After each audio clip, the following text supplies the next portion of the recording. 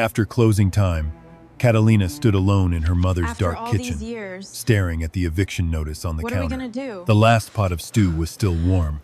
She was supposed to bring it home to Tomas before his medicine, but her hands shook too hard to close the paper bag. "I'm sorry, Mama," she whispered to Rosa's old photograph above the stove. "I couldn't save your restaurant." Be here. Behind the half-open door, Stay back. Adrian Belmonte froze. Stay back. The billionaire had come in disguise to inspect the final No. property, blocking his luxury redevelopment I'm so project. Sorry. To him, this place was only land, numbers, and a deadline. Until Catalina This is my touched the home. photograph and whispered one more thing. "You always said shouldn't that have boy left. Adrian would come They back won't someday." forgive us. Adrian's breath caught. Because 20 years ago, She's right before there. the money, Please. before the name Belmonte meant power, I never meant this for it kitchen to had end saved this his way. life. And tonight, he had come to destroy it. know. On the I counter, promised you I'd the keep eviction it. notice carried the logo of his company, Belmonte Urban Group. In Rosa's kitchen, But I that failed, name looked Mom. like a weapon. Earlier that afternoon, Adrian had stood on the top floor of his headquarters, looking down at the old southern quarter. From that height, the neighborhood looked simple: tired blocks, cracked roofs, narrow streets. In the center sat Lo de Rosa, a small restaurant with red shutters and a hand-painted sign. To Adrian's acquisition is board, confirmed. the restaurant was not a Good work. place.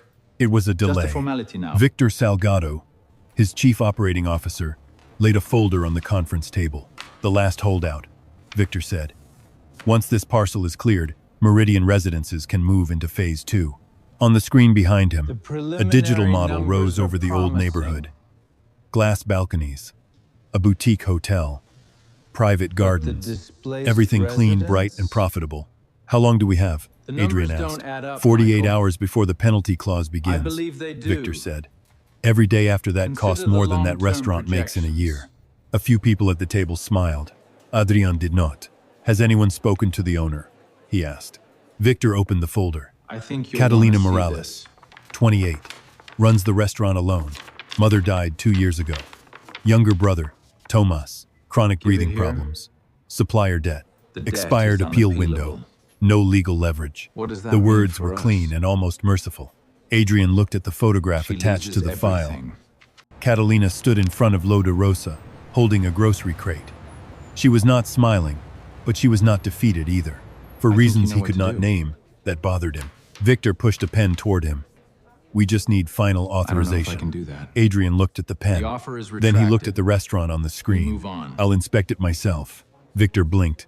"Yourself?" "Yes. This is not the kind of place where I you think we're walk done in here, wearing a Edward. custom suit. Agreed, Then Mr. I B. won't wear one." An hour later, Adrian stepped out 2 blocks from Lo de Rosa wearing a faded jacket, worn shoes, and a baseball cap pulled low over his face. The street smelled of rain, frying garlic, and old stone. The restaurant window was fogged from the heat inside. A handwritten notice near the door said, "Soup today. Pay if you can." Adrian stopped in front of it. "Pay if you can." Something in those words brushed against a memory, but he pushed it aside and went in.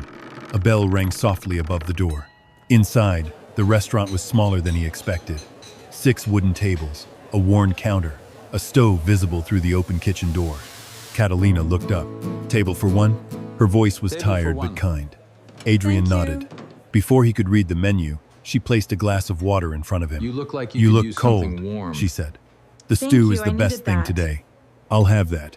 Adrian Here's your tea, watched her Mr. G. move through the room. Thank you, dear. She brought Just the tea to an coins old for now. man who No counted worries. coins twice. Just a She slipped bread You just into a need to paper carry the bag one for a here. delivery driver. Oh, I She helped a see. child with Good, now you homework got between it. orders. Thank No you, one miss. treated her like an owner. But everyone looked at her as if the room would lose its shape without her. When she brought his stew, she set an extra slice of bread beside the bowl.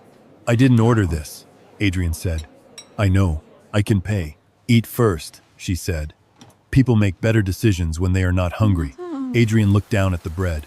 For 1 second, the noise of the room thinned. He saw rainwater dripping from his sleeves. He heard a woman's voice he had spent half his life trying not to remember. "Eat in peace. Nobody rushes you here." His hand tightened around the spoon. Catalina noticed. "Too hot?" "No," he said quietly. "It's fine." At the counter, the phone rang. Catalina turned away. "Tomas, I know. I'll bring it before your medicine." She listened, then lowered her voice. "No, don't use the blue inhaler unless you have to. Wait for me." Adrian lowered his eyes, pretending not to hear. After the lunch rush faded, Catalina checked a small notebook beside the register. Names filled the pages, with short notes beside them. Marta, paid with oranges. Luis, fixed back door hinge. Old Raul, no charge. Winter cough. Catalina caught him looking and closed the notebook gently. Neighborhood credit, she said. That seems risky. So is Hunga. By late evening, Adrian should have left. He had seen enough to know Victor's report had left out the only things that mattered. Still, he stayed.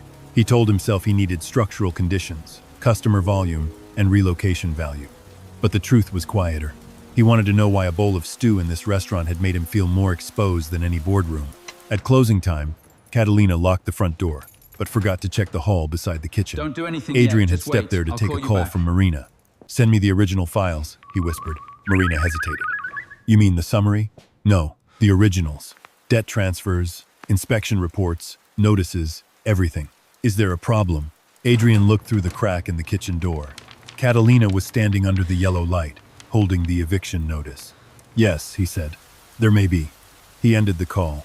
That was when Catalina spoke to the photograph, and Adrian heard his own name. Now the kitchen was silent, except for the low simmer of the stew.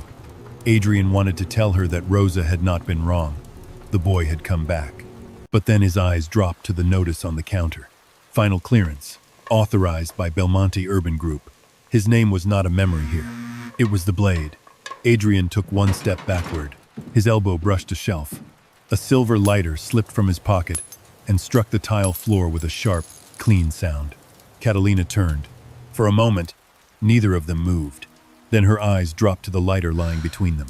The small metal case had opened from the fall, and the engraved letters shone clearly. B. U. Gay. Belmonte Urban Group. Catalina lifted her eyes back to the stranger in the faded jacket. Her voice was barely above a whisper. Who are you? Catalina did not step closer. She did not scream either. That made the question worse. Adrian bent slowly and picked up the lighter. For 1 second, he thought of telling the truth, that he was Adrian Belmonte, that he had eaten from Rosa's hands when he was 17, soaked in rain and too proud to beg, that the paper on Catalina's counter existed because his own company had signed it. But the words died before they reached his mouth. My name is Daniel, he said. I was sent to look at the building. By who? A development office. Catalina's eyes moved from his face to the lighter. People who inspect buildings don't hide in kitchens after closing. I know. Then leave. There was no anger in her voice yet, only exhaustion. It made Adrian feel ashamed. I'm sorry, he said. Catalina gave a small, bitter laugh. For what? For standing there, or for the paper your people left on my counter? Adrian had no answer that would not become another lie. He walked out through the side hall. Behind him, he heard Catalina lock the kitchen door. The sound followed him all the way to the street. Outside, the rain had started again. Adrian sat in the back of a taxi with the smell of Rosa's stew clinging to his coat. The driver asked for an address twice before Adrian heard him. Belmonte Tower, Adrian said. The driver glanced at him in the mirror, surprised by the destination, but said nothing. As the taxi moved through the old quarter, the glass towers looked less like success and more like something built to forget. 20 years earlier, Adrian had arrived in that same neighborhood with a fever, a torn backpack, and 14 coins in his pocket. Back then, no one called him Mr. Belmonte. Most people did not call him anything. He slept under church steps and washed his face in public fountains before guards chased him away. His father had vanished after the family business collapsed. His mother had left with an aunt in another city and promised to send for him. She never did. One evening, after 2 days without food, he pushed open the door of Lo de Rosa because he smelled garlic and meat from the street. He did not ask for a meal. He asked for water, because water was the only thing that did not make people angry. Rosa Morales looked at his shaking hands and said, Sit down. I can't pay. I didn't ask. She placed a bowl of stew in front of him, then bread, then a dry towel. When he tried to eat too quickly, she touched the table with 2 fingers. Slowly. Food should bring you back to life, not punish you for surviving. For 3 weeks, Rosa let him wash dishes after closing. She never called it charity. She called it work, even when the plates were already clean. She taught him how to count coins from the register, how to write supplier prices in a notebook, how to smell when onions were almost burned. and how to apologize without lowering his head. On the last night, she gave him a paper envelope. Inside was enough money for a bus ticket and a little extra. "Go where there is work," she told him. "Come back when your hands can feed someone else." He promised he would.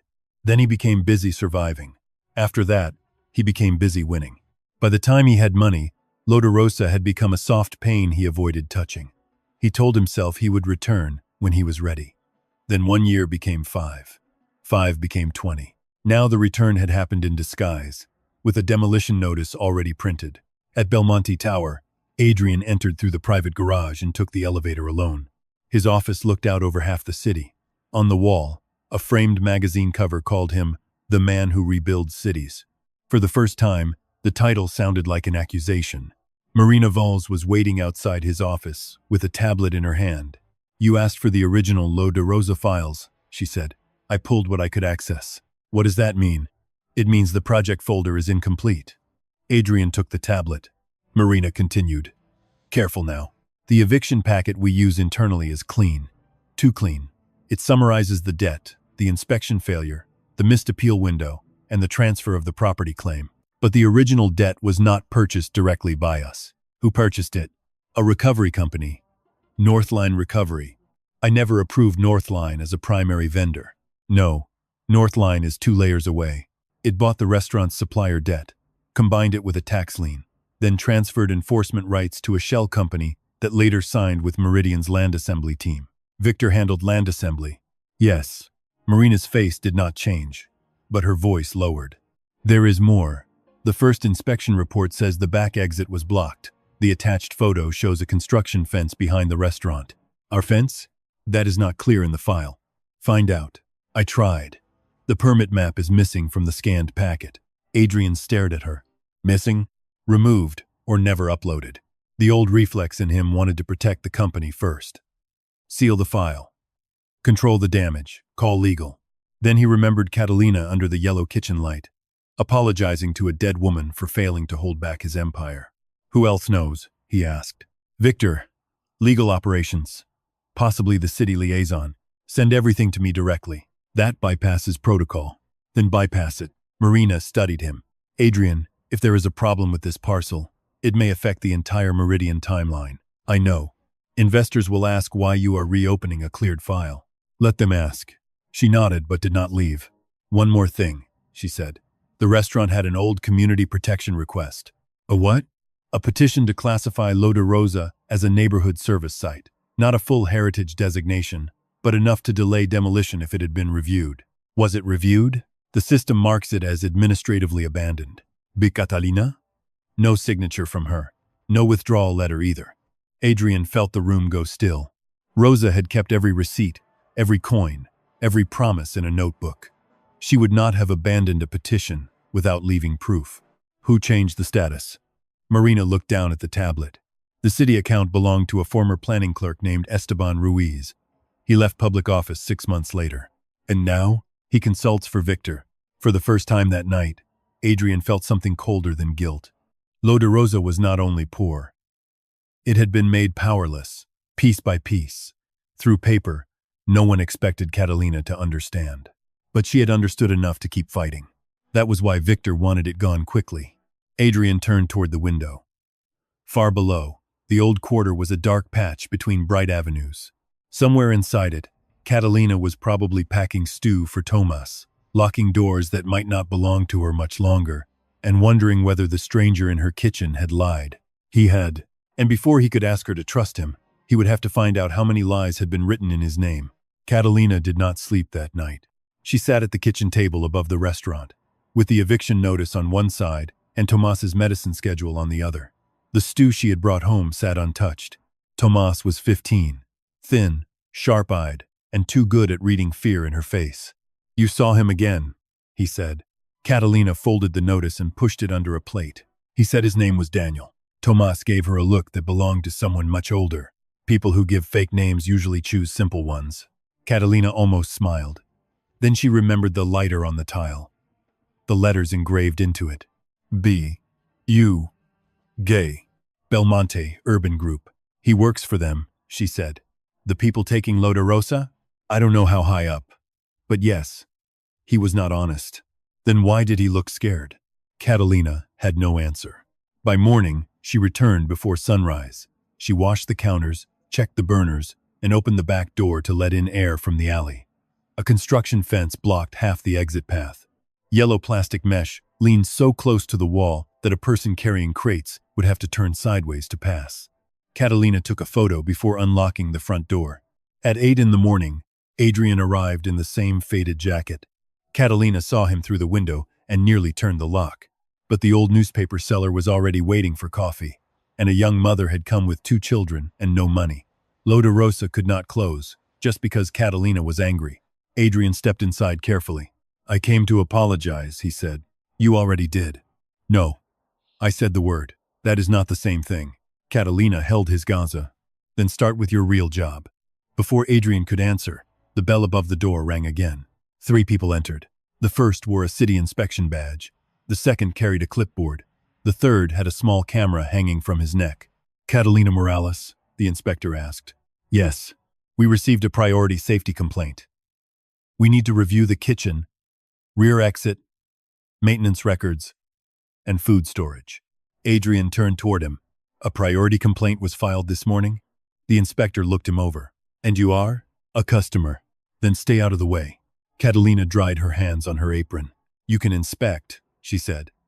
"But I want the report number before you enter my kitchen." The inspector paused. "My mother taught me never to hand my house to anyone who refuses to write his name." The old newspaper seller lowered his cup. The inspector gave a thin smile and read the number from his tablet. Catalina wrote it down in Rosa's old order pad. Then she opened the kitchen door. For 20 minutes, they looked for failure. They found cracked paint near the pantry, a loose handle on the freezer, a missing signature on an old maintenance sheet. Each time, Catalina pulled a receipt from a metal cookie tin under the counter. "The freezer handle was replaced in March," she said. "Here is the invoice." The clipboard woman frowned. "This copy is handwritten. The repairman is 72. He writes better than most printers." The cameraman moved toward the back hall. "Rear exit is obstructed," he called. Catalina followed him. "No," she said. "The city approved this exit 26 years ago. The obstruction is new." The inspector glanced at the fence outside. "The report says blocked exit, owner responsibility." Catalina opened another folded paper. "This is the original exit diagram. The passage should be 3 feet wider. The fence is not on our boundary." The inspector looked annoyed. "Do you have a current survey?" "No." "Then the violation stands." A voice came from behind them. "I have one." Everyone turned. Tomas stood in the doorway with his backpack against one shoulder and his rescue inhaler in his hand. His breathing was not perfect, but his eyes were bright. Catalina moved toward him at once. "You should be upstairs. You said not to come down if I felt dizzy." "I'm not dizzy." "Tomas." He unfolded a map across the nearest table. It was not an official survey. It was a careful hand-drawn copy of the block, made from delivery receipts, old utility covers, city markings, and the faded line where the original alley stones changed color. Tomas pointed at the alley. "The fence is wrong by almost 2 meters. The inspector laughed once. "You drew this?" "Yes." "Then it is not evidence." Tomas placed 3 photographs beside the map. This one was taken before the construction fence went up. You can see the old drain cover here. This one was taken yesterday. The drain cover is inside their fence now. But city drainage covers do not move. So the fence moved. The room went quiet. The boy was right. A construction fence from the Meridian project had swallowed part of the public passage. Then the inspection report blamed the restaurant for having a blocked exit. The inspector reached for the photographs. Catalina slid them back. "You can look. You cannot take originals. This is a safety review. Then write down that the blockage comes from the construction side." "I write what I verify." "Then verify it." Adrian pulled out his phone and walked toward the front window. He called Marina. "I need the Meridian fence permit, the alley survey, and the safety complaint source. Now." Marina heard something in his voice. "You are at the restaurant again." "Yes. Victor is asking where you are. Tell him I'm looking at a problem he missed." "That will not make him comfortable." "It should not." Behind him, Catalina was still standing between the inspectors and her kitchen, small but unmovable. Marina came back on the line. "I found the fence permit. It was amended after approval." "By whom?" "Site operations. Signed under Victor's authorization." "Send me the amendment." There is another issue. The priority complaint was filed by an anonymous contractor account linked to the Meridian portal. So he complained about the obstruction we created. It looks that way. Adrian ended the call and returned to the table. The inspector was now quieter. I can mark this for secondary review, he said. Catalina did not blink. You can mark it correctly. For the first time since he had entered Loda Rosa, Adrian saw command in her. Not the kind that came from money or a title, but the kind earned by being the last wall between a family and the street. He turned to the inspector. No action should be taken today. The inspector looked irritated. And who are you to say that? Adrian held the question for one beat too long. Catalina watched him. The lie was waiting for him again. My office, he said carefully, will request a 72-hour hold while the boundary issue is reviewed. Catalina's eyes sharpened. Your office? Adrian did not answer quickly enough. Before she could press him, his phone rang. Victor. Adrian stepped outside into the noise of the alley. Victor's voice was smooth and cold. Interesting morning, Adrian. I hear someone is interfering with a routine inspection. Adrian looked through the window at Catalina and Tomas bending over the map together. It was not routine. It was necessary. You filed a complaint over a fence we moved. A silence passed. Then Victor said, be careful.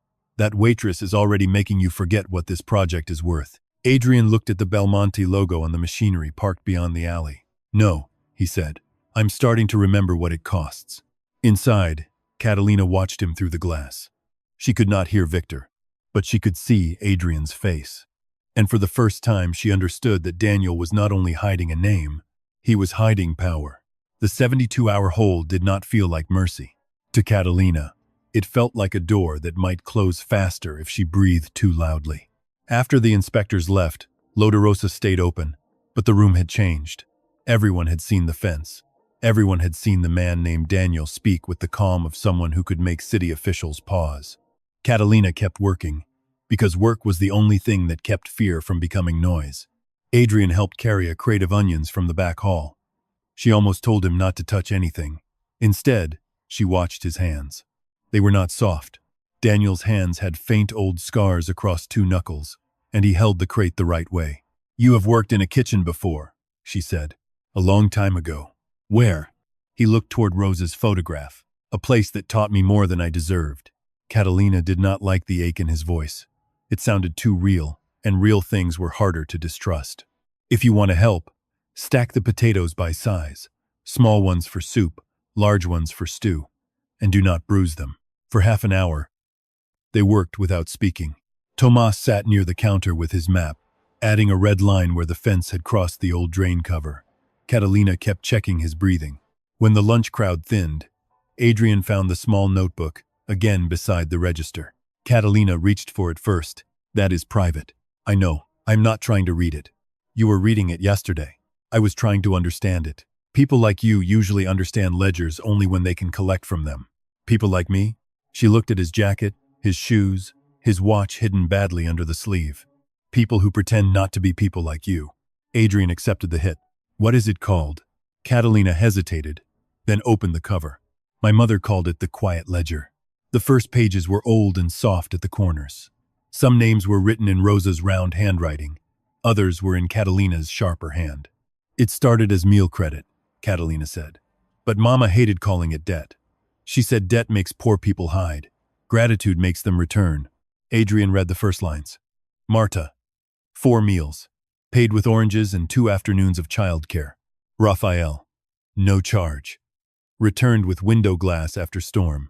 Lucia and baby. Soup every Thursday. Paid by teaching Tomas multiplication. Catalina's fingers rested on the page. My mother believed nobody came here empty. If they could not pay money, they could pay attention. They could fix a hinge, read a letter, sit with a sick neighbor, bring oranges, teach a child, sweep the sidewalk. The ledger was not about what they owed us. It was about what kept the neighborhood alive. Adrian could not speak.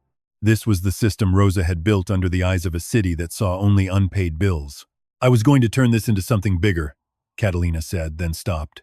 What happened? Adrian asked. She gave a small shrug. Life. Tomas looked up from the map. She got accepted into a hospitality program. Tomas. She did. Night classes, restaurant management, community kitchens, food safety certification. She had a plan. She wanted Lo de Rosa to make enough from paying customers to feed people who could not pay. Not charity. A model. Adrian looked at Catalina differently. Not with pity. With recognition. That is not a small plan, he said. No, Catalina replied. That is why people smiled at it. Who? Bank officers. City grant people. Men in clean shoes who said the idea was beautiful before explaining why it was impossible. She wiped a ring of water from the counter. Then Mama got sick. Tomas was still little. Suppliers wanted payment. The roof leaked. I quit school because dreams do not keep a kitchen open when the gas bill is due. Adrian wanted to tell her that dreams had kept him alive once. But he had no right to use that word here. Catalina pulled down a blue tin box. Inside were old forms, receipts, notes, photographs, and folded envelopes. My mother saved everything, she said. Every repair, every permit, every promise someone made in writing. She knew people forget poor women faster than they forget appointments. She gave him one photograph. Rosa stood in the kitchen, younger, broad-shouldered, smiling at someone outside the frame. Adrian's chest tightened. Catalina noticed. You knew her, she said. It was not a question. I met her once. Once? His silence stretched too long. Catalina took the photograph back. My mother was not someone you met once. Adrian had deserved that. She returned to the ledger and flipped toward older pages. He saw dates from 20 years ago. His pulse began to beat in his throat. Then Catalina stopped at a page where Rosa's handwriting became smaller, as if the note had been written late at night. Adi. Rain night. 2 bowls, 1 coat. Ticket money. Adrian moved before he could stop himself. He reached out and closed the ledger. Catalina's eyes snapped to his hand. Why did you do that? I am sorry. You keep saying that. I know. Who is Adi? He could hear rain from a memory that no longer belonged only to him. I do not know. The lie landed between them, ugly and weak. Catalina stared at him for a long moment.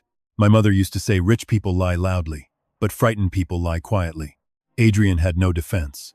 She locked the quiet ledger in the drawer beneath the register. Outside, a truck from the Meridian construction site rolled past the window, shaking dust from its tires onto the curb. Tomas coughed once. Catalina looked toward him. Her face changed from suspicion to fear in less than a second. That was her life, Adrian realized. No room for one emotion at a time. Only danger stacked on danger. Catalina gave Tomas water, counted his breaths, and told him to sit away from the open window. When she turned back, her voice was calm again. If you work for them, tell them this. I will not sell my mother for relocation money. I will not sign a paper saying the kitchen was unsafe when their fence blocked the exit. And I will not let them use Tomas's illness to make me look desperate. Adrian looked at the locked drawer. Behind that wood was the page with his old name. I will find out who changed the records, he said. Catalina looked at him as if she wanted to believe him and hated herself for it. No, she said. I will find out. You can decide whether to stop standing in the way. The next morning, Catalina arrived with a canvas bag full of old papers. She did not bring them for Adrian. She brought them because Lo de Rosa had survived for 31 years by keeping proof of things powerful people expected poor people to forget. Tomas sat at the corner table with his map, a pencil, and a cup of warm water. Catalina placed Rosa's blue tin box beside him. We start with dates, she said. Tomas nodded. Dates do not care who is rich. Adrian stood near the door, unsure whether he had been allowed to stay or merely not ordered to leave. Catalina did not look at him. If you are here, carry boxes. Do not explain. So he carried boxes. From the pantry came folders wrapped in string, old supplier receipts, permit copies, handwritten repair notes, and photographs of the alley before the construction fence existed. Catalina sorted them into piles. Tomas made a timeline on the back of a delivery menu.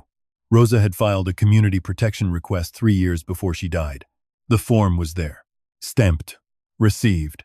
Not approved, not denied, just received. Catalina touched the faded stamp with one finger. Mama said she waited 6 months for an answer. There should have been a tracking code, Adrian said. Catalina looked up. There was. She pulled out a small envelope. Inside was a paper slip with a city reference number written in blue ink. Adrian read it and felt his stomach tighten. The number was not in the file Marina had shown him. That meant the petition had not simply been ignored. It had been separated from its own proof. Tomas circled the date on his timeline. 2 weeks after this stamp, Northline Recovery bought the supplier debt, he said. Catalina frowned. How do you know that? He slid over a printed email. I found it in the office drawer. The supplier sent Mama a notice, saying the debt had been transferred. Catalina stared at the page. Northline was never our supplier. No, Tomas said. They bought the debt. Adrian knew the structure now.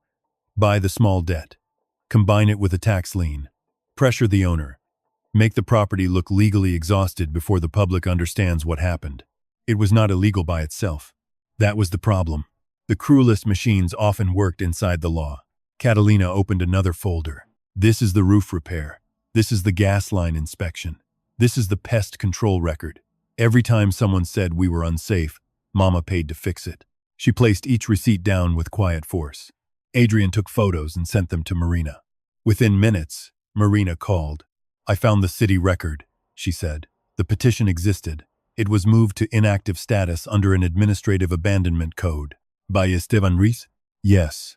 But the note says the applicant failed to provide supplemental documentation. Catalina heard the name through the speaker. That is a lie. Adrian turned the phone toward her. Catalina pulled a folder from the bottom of the box. My mother sent supplemental documents twice. Certified mail. Inside were 2 postal receipts and a return delivery confirmation. Tomas leaned over them. Signed by E. Ruiz. The room became very still. Marina's voice dropped. Send me photographs of those receipts. Catalina did not move. Adrian understood before she spoke. No, Catalina said. Nothing leaves this room unless I know where it goes. Marina was silent. Adrian said, She is right. Catalina looked at him, surprised despite herself. Adrian continued. We document them here. With date, time, and who handled them. Then copies can be made. Tomas looked pleased. Chain of custody. Catalina raised an eyebrow. He shrugged. Crime documentaries. For the first time all morning, she almost laughed. They laid the receipts on a clean tablecloth. Tomas placed a spoon beside them to show scale. Catalina photographed each one. Adrian recorded a short video without touching the documents, stating the time and what was visible. He did not say Belmonte Urban. He did not say his title. Catalina noticed that too. You are still hiding, she said. Yes, at least you are saying it clearly now.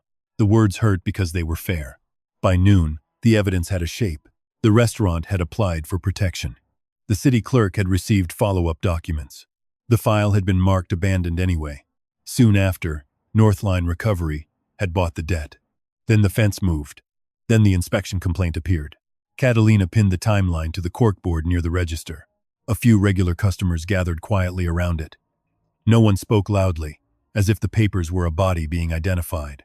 Then the bank notification arrived on Catalina's phone. She read it once. Her face changed. Tomas stood. What is it? Catalina turned the screen toward him. The outstanding supplier debt had been paid in full. Anonymous foundation transfer. For a second, no one moved. Then Catalina looked at Adrian. He did not need to confess. His face had already done it. You did this. I thought it would buy time. You thought money would fix what your people did? No. Then what did you think? That I could stop the pressure while we found the truth. Catalina stepped closer. An anonymous payment makes me look bought.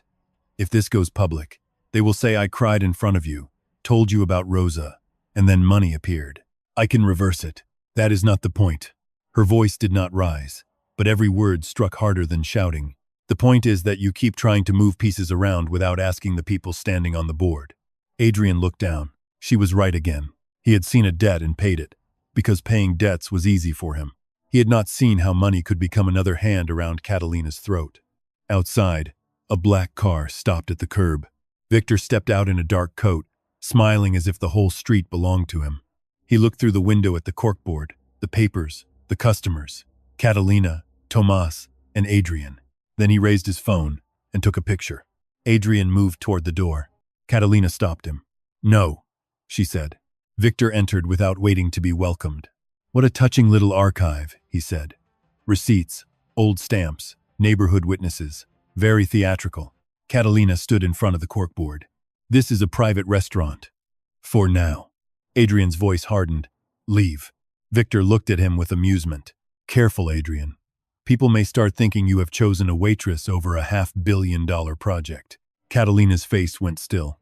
Adrian heard the name Land. Adrian, not Daniel. Tomas looked from Victor to Adrian, then to his sister. Catalina did not look wounded at first.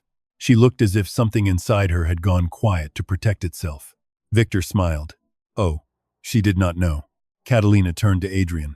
This time, her voice was calm enough to be terrifying. Get out of my mother's restaurant. Adrian wanted to explain everything. The boy, the rain, Rosa, the shame. But Victor was standing there, enjoying every second. An explanation spoken in front of him would only become another weapon. So Adrian did the only thing Catalina had asked him to do clearly. He left. Behind him, Victor's smile faded when Catalina locked the door in both their faces. And through the glass, Adrian saw her take the quiet ledger from the drawer and place it in Tomas's hands.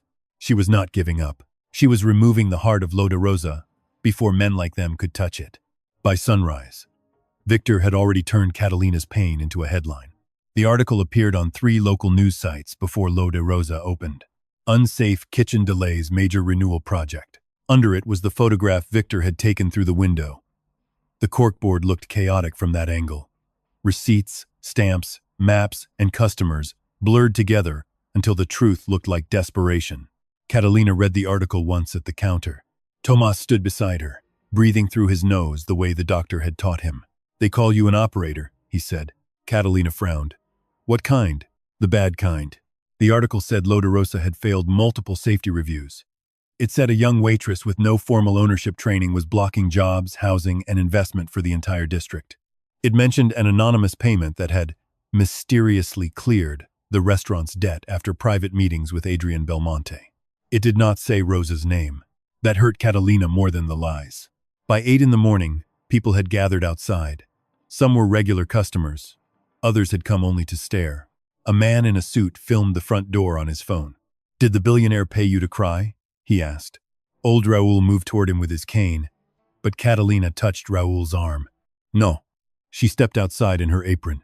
The cameras turned to her. For a second, fear pressed its hand against her throat.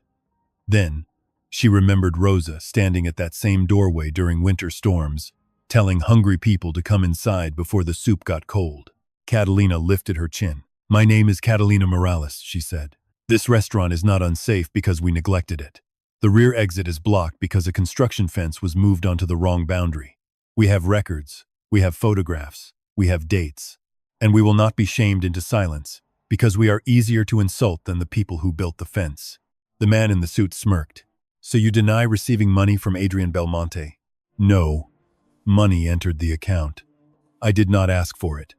I did not agree to it. And I did not sell my mother's name for it. The murmurs changed. Not enough to save her. Enough to slow the lie. Across the street, Adrian watched from inside a parked car, hating himself for being both the cause and the only person the cameras wanted to hear from. Marina sat beside him with a folder on her lap. If you speak now, she said, Victor will say she manipulated you. If I stay silent, he will say she has no defense. He built the trap for both outcomes. Adrian looked at Catalina, standing alone in front of the restaurant. She should not be alone. No, Marina said. But if you go out there to rescue her, you make his story stronger. That was the first time Adrian understood what Catalina had been trying to tell him. Power could help. Power could also poison the truth by standing too close to it. Inside Loda Rosa, Catalina went back to work. She served coffee with steady hands. She took orders. She told Tomas to stay away from the front window. At noon, Victor's second attack arrived. This time it was not an article. It was a legal notice delivered by courier. Catalina opened it at the counter and felt the room tilt. A restaurant equipment company claimed she had defaulted on an UHEs for a commercial oven and preparation table. The amount had grown with penalties. The notice accused her of mismanagement, asset damage, and refusal to return rented equipment.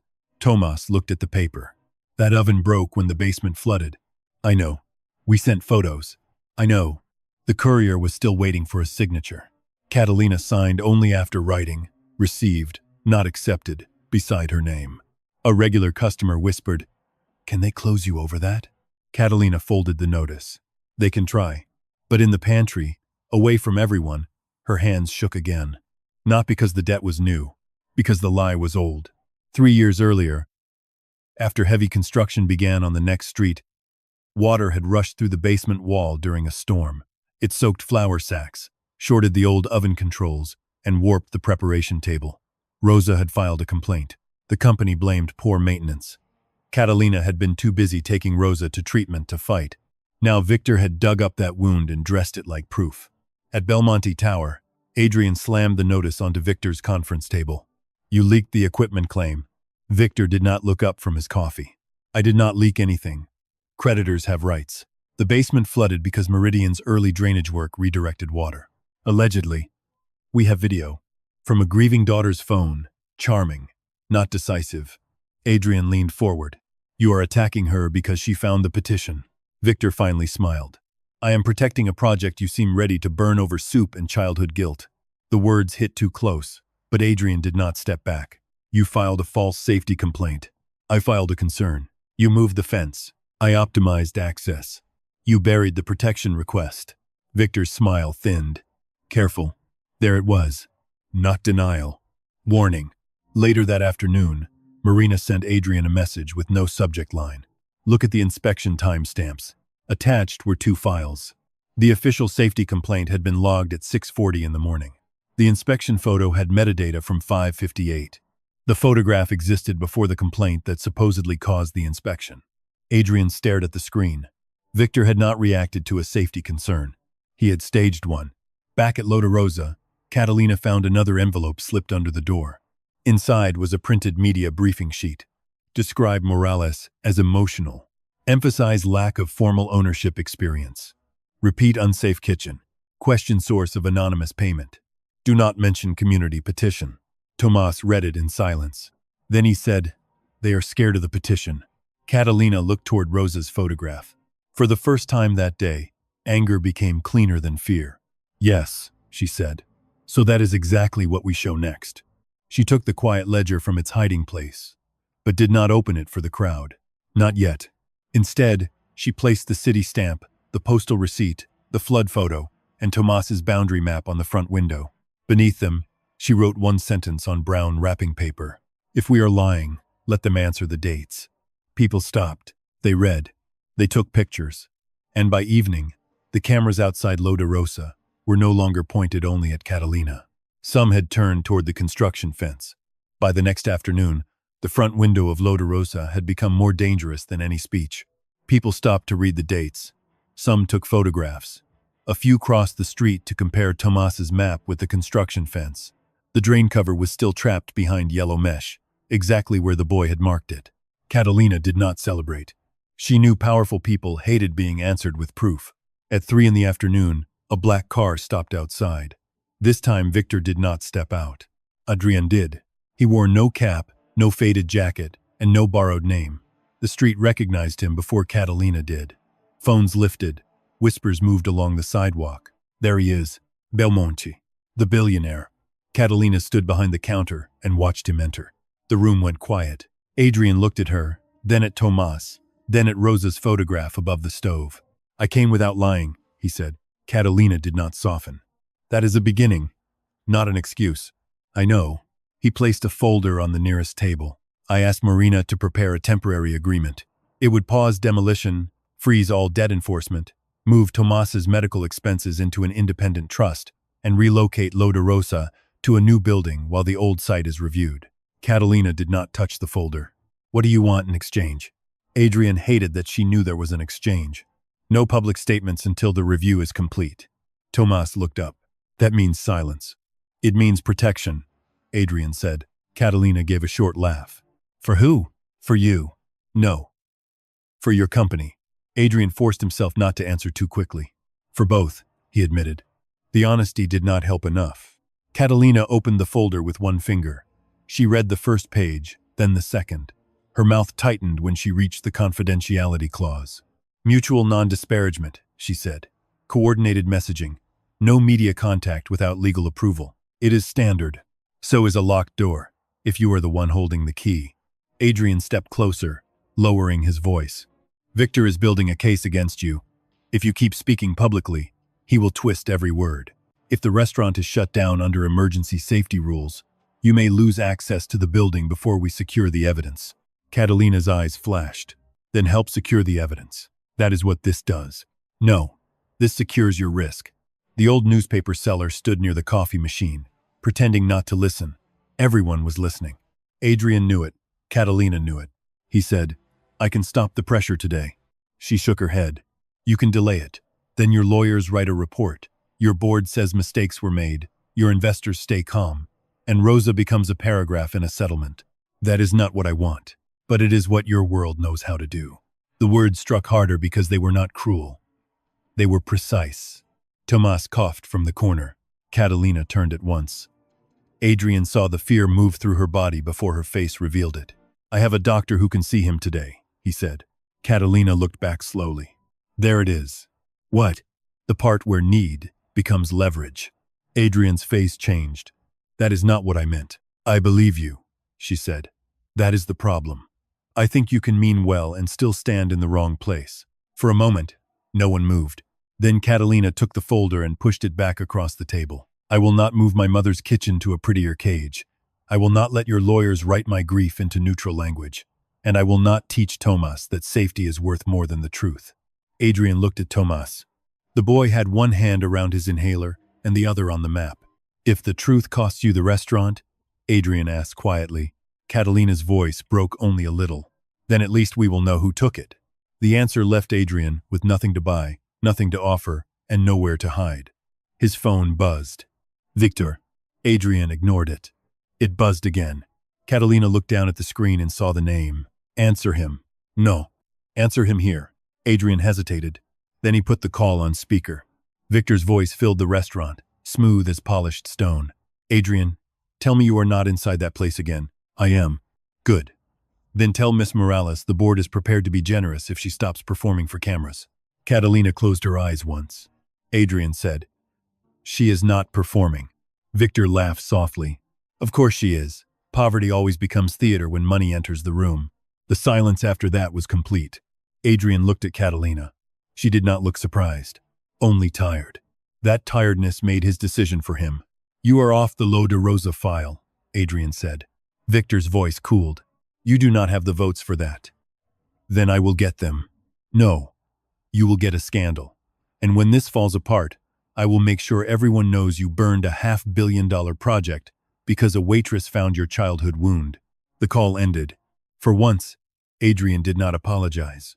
He turned to Catalina. I cannot ask you to trust me, but I can stop asking you to be quiet. Catalina held his gaza. Then prove it when it costs you something. Outside, the construction fence rattled in the wind. Inside, the folder stayed unopened on the table. Like a bridge, neither of them was willing to cross. That night, Catalina did not open Lo de Rosa for dinner. For the first time in years, the stove stayed cold before midnight. Tomas sat at the counter with the quiet ledger in front of him. Catalina stood beside the window, watching the streetlights tremble against the construction fence. You already know, Tomas said. Catalina turned. Know what? That Adi is Adrian. She looked at the locked ledger. The name had been sitting there the whole time, small and harmless, like a seed waiting for rain. Adi, rain night, 2 bowls, 1 coat, ticket money. Catalina opened the page again. Her mother's handwriting looked almost tender. She never told me his last name, Catalina said. Maybe she did not know it, or maybe it did not matter to her. Tomas slid his phone across the counter. On the screen was an old interview with Adrian Belmonte from years earlier. In it, he mentioned sleeping near church steps as a teenager before finding work and building his first company. He never named the woman who helped him. He only said, Someone fed me when I had nothing. Catalina stared at the sentence until the words blurred. Rosa had waited for that boy to come back. He had come back with bulldozers. A knock sounded at the side door. Catalina did not move. Adrian's voice came from outside. Catalina, please. Tomas looked at her. You do not have to open it. I know. But she did. Adrian stood in the alley without a coat, as if he had walked there before thinking about the rain. Catalina held up the ledger. Adi. He closed his eyes. Yes. 1 word. And now, you tell the truth? I was ashamed. No. You were afraid shame would cost you something. He accepted the difference. Catalina's voice stayed low. My mother gave you 2 bowls, a coat, and ticket money. She gave me more than that. Then why did you erase her? I did not erase her. You became famous for surviving. Did you ever say her name? Adrian had no answer. The silence was the answer.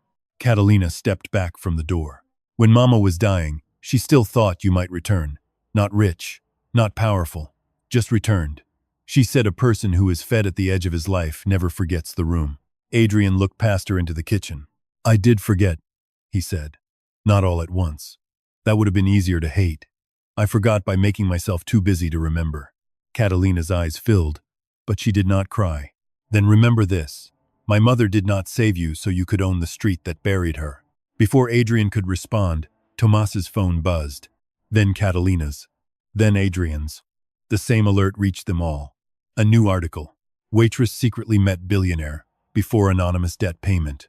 The photograph under the headline showed Catalina and Adrian inside Lo de Rosa, standing beside the evidence board. Another image showed the bank notification clearing the supplier debt. A third showed Adrian at the side door that very night. The article claimed Catalina had used a private emotional connection to pressure Adrian Belmonte into paying her debts. It said city officials were reviewing possible financial irregularities involving Lo. Catalina read it without blinking. Tomas whispered, They make it sound like you blackmailed him. Adrian's phone rang. Marina. He answered. Her voice was tight. Victor moved faster than expected. The foundation transfer is being flagged as improper influence. The city has opened a temporary review. On what grounds? Undisclosed payment during an active enforcement process. I made the payment. Yes. But it entered her account. Adrian looked at Catalina. She had warned him. Every word she had said about the money had become true. Marina continued. There is more. Legal operations requested a temporary seal on the restaurant records and premises until financial review is complete. Catalina heard enough. They are closing us? Marina did not answer immediately. That was answer enough. A white city van stopped outside the front entrance 15 minutes later. 2 officers stepped out with paper notices. Behind them, a private security team waited near the curb. Victor did not come himself. He did not need to. Catalina walked to the front door with the quiet ledger under one arm. An officer read from the paper. Pending review of safety, compliance, and financial irregularity, this property is temporarily restricted from public operation. This is a restaurant, Catalina said, not a crime scene. The officer avoided her eyes. You may remove personal medication and essential items. Business records remain on site. No. Adrian stepped forward. She can take her family documents. The officer looked at him. Sir, this order specifies restaurant-related records. Catalina's grip tightened around the ledger. This belonged to my mother. The officer reached toward it. Tomas moved between them. Do not touch it. His voice cracked, but he did not move. Adrian saw fear flash across Catalina's face. Not fear for paper. Fear that Tomas would become another excuse for force. So he stepped back and spoke carefully. Officer, the ledger is personal property. If you seize it without inventory, chain of custody fails before review begins. The phrase made the officer hesitate. Catalina understood at once. She opened the ledger to the front page, where Rosa had written, Family meal book, not business accounts. Photograph it, Catalina told Tomas. He did. Then she held it out just far enough for the officer to see, not take. The officer finally nodded. Personnel item. Catalina placed it in Tomas's backpack. But everything else stayed. The blue tin box, the corkboard, the receipts on the window, the kitchen keys. The officers sealed the front door with white tape, temporarily closed. The letters cut across Rosa's hand-painted sign. A small crowd had gathered on the sidewalk. No one spoke. Catalina stood in front of the door until the officers left. Adrian stood behind her, close enough to help, too guilty to touch her shoulder. She turned to him. This is what your secret bought me. I will fix it. No, she said. You will tell the truth. Fixing is what powerful people call it when they want the damage to sound clean. He swallowed. I will tell the truth. Catalina looked at the sealed door, then at Tomas. For the first time, her voice shook. My mother's kitchen is locked because you tried to help me without standing beside me. Adrian had no defense left. Across the street, construction lights switched on over the Meridian machines. The restaurant was dark, and for one terrible moment, it looked as if Victor had already won. At 5:30 the next morning, Tomas woke Catalina by shaking her shoulder. They are outside. Catalina sat up from the small sofa in Raúl's apartment, still wearing yesterday's clothes. Through the window, the street below glowed with construction lights. 2 demolition trucks had stopped in front of Lo de Rosa. The white closure tape was still across the door. A man in a hard hat was speaking to a city officer. Another worker unrolled orange barriers along the sidewalk. Catalina grabbed her shoes. They cannot demolish during a financial review. Tomas held up his phone. They changed it. On the screen was a new emergency order. Immediate structural clearance authorized due to public safety risk. Catalina read the words twice. Structural clearance. Not review. Not repair. Demolition. Victor had used the sealed building against her. If Lo de Rosa was dangerous enough to close, he would now claim it was dangerous enough to destroy. Catalina called Adrian. He answered before the first ring ended. I know, he said. Marina just sent me the order. Can you stop it? Not fast enough through the court. The answer landed hard. Then Catalina heard another sound through the phone. Wind. Traffic. Where are you? On my way. Catalina looked at Tomas. Her brother was already unfolding his map on Raúl's kitchen table. No, she said. You do not know what I am going to say. Yes, I do. There is another way in. Tomas. He pointed to a narrow line behind the restaurant. Before the freezer room was built, Rosa used the old coal hatch for vegetable deliveries. It opens under the back steps. Mama showed me when I was little. Catalina remembered the metal ring in the pantry floor. Rosa had covered it with a rubber mat and told her never to use it unless the front door was blocked. The front door was blocked. The back door was sealed. The machines were already outside. Catalina took one breath. We go in, take the blue tin box, take the corkboard documents, and leave. Nothing else. Tomas picked up his inhaler. I am coming. No. I know the hatch. You cannot breathe in construction dust. I cannot breathe if they bury the proof either. Catalina wanted to argue. But the trucks outside were lowering their ramps. 10 minutes later, they crossed through Raúl's back courtyard and slipped behind the row of buildings. The air smelled of wet cement and diesel. Adrian met them near the alley wall. He had no security with him. Only his phone, a flashlight, and fear he was trying to hide. Catalina did not waste time on anger. If you want to help, do exactly what I say. Yes. Tomas stays behind the wall until I open the pantry hatch. Tomas protested. Catalina raised one finger. Behind the wall. Adrian helped lift the rusted hatch cover beneath the back steps. It groaned softly, but the noise vanished under the rumble of machinery. Catalina slid down first. The passage was narrow, damp, and low. Her shoulder scraped stone. When she pushed upward beneath the pantry mat, dust fell into her hair. She emerged inside Lo de Rosa. The restaurant was dark. The closure tape across the front windows turned the morning light white and sickly. For 1 second, Catalina froze. The tables were still there. The counter, Rosa's photograph, the stove where the last pot had gone cold. Then the first machine struck something outside. The wall trembled. Catalina moved. She took the blue tin box from under the lower shelf. She pulled the city petition, postal receipts, flood photographs, fence pictures, and equipment notices from the corkboard. At the front window, a worker shouted, "Clear the sidewalk." Adrian's voice answered from outside. "This order is under dispute. You need to move, sir. I am Adrian Belmonte. You do not touch this building until I speak to the city officer." That bought seconds. Not enough. Catalina saw the old ledger drawer was open. Empty. For a heartbeat, panic rose. Then she remembered Tomas had the quiet ledger. Good. She turned toward the pantry hatch. A crash split the air. The front sign shook. Dust dropped from the ceiling in a gray sheet. Outside, Tomas began coughing. Catalina's body moved before thought. She shoved the documents into the tin box, dragged it to the hatch, and pushed it down. Take it. Adrian grabbed the box from below. Tomas coughed again. Harder. Catalina climbed down, but the pantry shelf shifted as another impact hit the wall.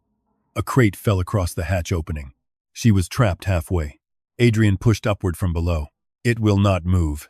Catalina looked at the shelf, then at the gas valve near the pantry wall. Listen to me, she said. Behind the stove, there is a red shutoff valve. Turn it left, then pull the shelf from the bottom, not the side. Adrian climbed into the pantry through the hatch, as far as he could reach. You are still inside. Do it. He obeyed. For once, he did not argue, negotiate, or try to lead. He followed her instructions. The shelf moved. Catalina dropped into the passage. Outside, Tomas was on one knee, fighting for breath. Catalina reached him first. Blue inhaler. Now. Tomas shook his head, trying to speak. Adrian pulled out his phone and called emergency services. Teen male, chronic respiratory condition, construction dust exposure, severe coughing, still conscious. We are behind La Rosa, South Alley, access through Raul's courtyard. Catalina looked at him once. He had listened. Then she turned back to Tomas, counting with him through each breath. Across the street, people were gathering. Phones were recording. The demolition crew hesitated, unsure whether to continue with a sick boy on the ground. Victor arrived in a black car. He stepped out furious. Remove them from the site. Adrian stood with dust on his shirt and the blue tin box in his hands. No. Victor pointed at the restaurant. That building is a public risk. Marina's voice came from behind him. Then why did your office request the emergency report before the engineer inspected it? Victor turned. Marina stood on the sidewalk, holding a printed email and a tablet. She looked pale, but steady. The engineer's timestamp is 7:12. Your request for immediate clearance was sent at 6:24. A murmur moved through the crowd. Victor's face hardened. That is internal material. Marina lifted the tablet. And now, it is evidence. Adrian raised his phone and turned the camera toward himself. My name is Adrian Belmonte. I own the company trying to demolish La Rosa. I am publicly requesting an immediate halt to this demolition, an independent review of the emergency order, and preservation of all records tied to this site. Victor stared at him as if Adrian had set fire to the project with his own hands. Maybe he had. Catalina held Tomas as the ambulance siren came closer. In Adrian's arms, the blue tin box looked small, but for the first time, the machines were silent. By noon, La Rosa was no longer only a restaurant. It was the story every camera in the city wanted to own. The emergency hearing was called inside the municipal council chamber, a cold room with high windows, polished benches, and microphones that made every breath sound official. Catalina sat at the front table with Tomas on her left and the blue tin box between them. Tomas had been cleared by the hospital that morning, but his voice was still thin. Catalina had tried to make him stay home. He had answered by putting the quiet ledger in his backpack and waiting by the door. Adrian sat 2 seats away, not beside her. That distance mattered. He was not there to hold her hand. He was there to answer for the company that had nearly crushed her mother's kitchen before sunrise. Victor arrived with 3 lawyers, a gray suit, and the calm face of a man who had practiced innocence in expensive mirrors. When the council chair opened the session, Victor spoke first. The city cannot allow sentiment to override safety. Belmonte Urban Group has followed procedure. Miss Morales is understandably emotional, but the restaurant has documented violations, questionable payments, and no clear legal right to delay a project that serves the public interest. Catalina did not react. She opened the blue tin box. The sound of the lid lifting was small, but half the room leaned forward. She began with the community protection request. This was filed by my mother, Rosa Morales. It was stamped received by the city. Here is the reference slip. Here are 2 certified mail receipts for supplemental documents. Both were signed by Esteban Ruiz. A council clerk examined the papers under a document camera. The enlarged stamp appeared on the screen behind them. Received. Not abandoned. Received. Victor's lawyer stood. Old receipts do not prove improper action. No, Catalina said.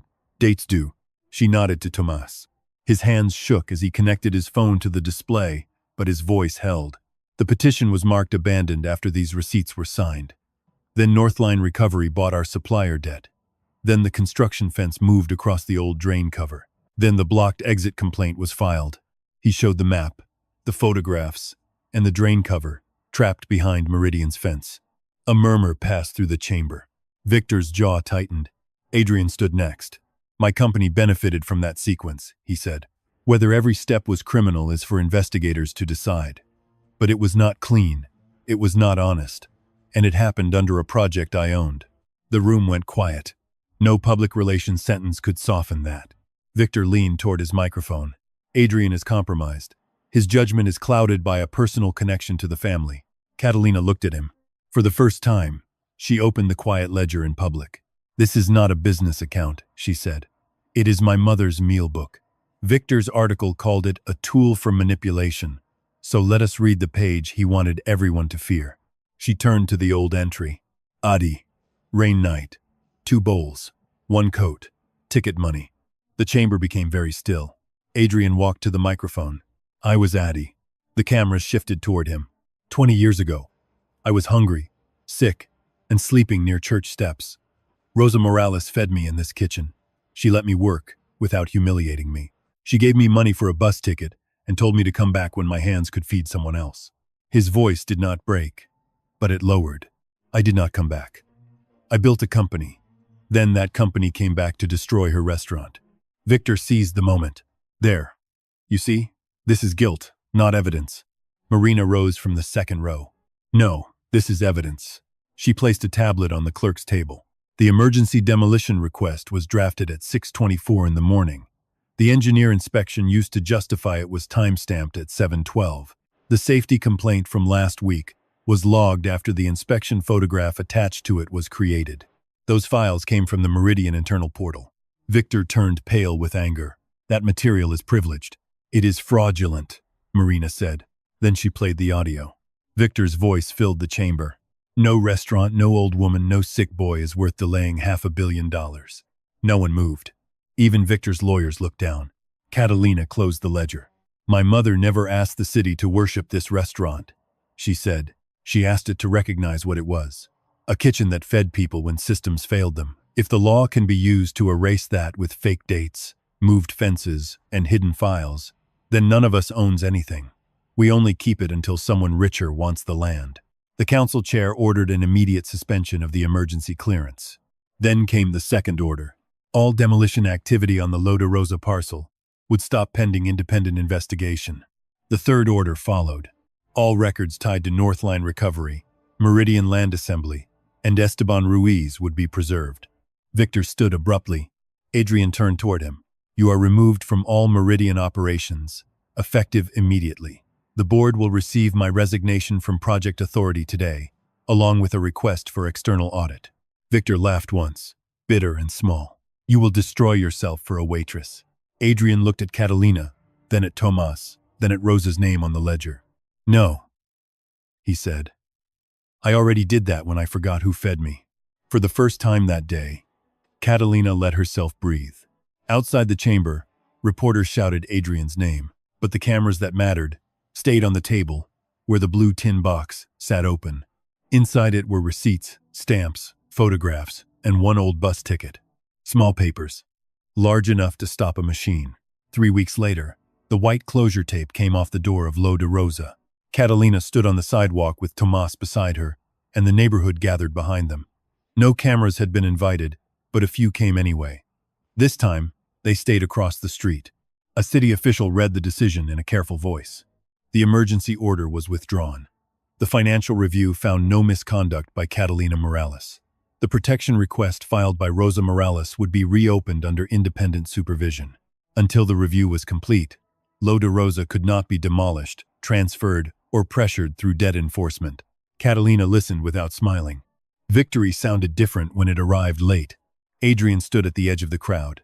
He had resigned from Meridian Authority. Belmonte Urban Group was under external audit. Victor was gone from the company, and investigators had begun reviewing Northline Recovery, Esteban Ruiz, and the files Marina preserved. When the official finished, Adrian stepped forward with a folder. Catalina looked at it, then at him. "No more folders that ask me to be quiet." "No," Adrian said. "This one says Belmonte Urban waives any purchase pressure on this parcel. No relocation condition, no confidentiality clause, no settlement language." She opened it and read every line. Then she handed it to Tomas. He read it too. Only then did Catalina sign the receipt copy. Not forgiveness. Acknowledgement. Adrian accepted that like a sentence. "I am sorry," he said. Catalina looked through the window at Rosa's dark stove. "Then come back when your hands can feed someone else." He nodded, because this time he understood. The words were not comfort.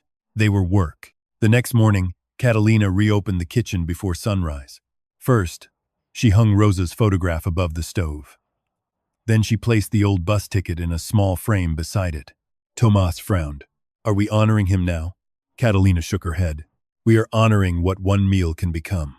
The blue tin box returned to the lower shelf. The quiet ledger returned to the drawer, but not locked away. Catalina added a new first page in her own handwriting. Food given with dignity is not lost. By noon, the room smelled like garlic, onions, and warm bread. Old Raoul fixed the back door hinge. Marta brought oranges. The delivery driver painted over the scar left by the closure tape. Adrian Camelest. He wore no suit. He carried crates of potatoes through the back entrance and stacked them by size, the way Catalina had taught him. No one applauded. That helped. Catalina gave him a knife and a cutting board. Onions, she said. He cut them badly at first. Then better. At the counter, Tomas changed the sign in the window. Soup today. Pay if you can. Help if you can. 6 months later, Lo de Rosa was still small. That was the point. It had not become a franchise or a monument. It remained 6 wooden tables, a worn counter, and a kitchen that knew hungry people by name. Behind it, in the old storage room, Catalina opened evening classes for teenagers who had nowhere steady to go after school. They learned how to chop vegetables, read invoices, clean burners, check delivery weights, and write down promises that mattered. Tomas kept a wall map of meal routes for elderly neighbors. His breathing was stronger now. Though Catalina still checked him too often, he let her. Adrian funded the classes through a public trust he did not control. His name was not on the door. One rainy evening, near closing time, a boy stood outside Lo de Rosa with wet sleeves and the look of someone deciding whether hunger was worth humiliation. Adrian saw him first. He looked at Catalina. She nodded once. Adrian opened the door, pulled out a chair, and set a bowl of stew on the table. The boy stared at it. I cannot pay. Adrian placed bread beside the bowl. Eat in peace, he said. Nobody rushes you here. In the kitchen, Catalina looked up at Rosa's photograph. For once, she did not say she was sorry. The room was warm, and the boy Adrian had finally come back.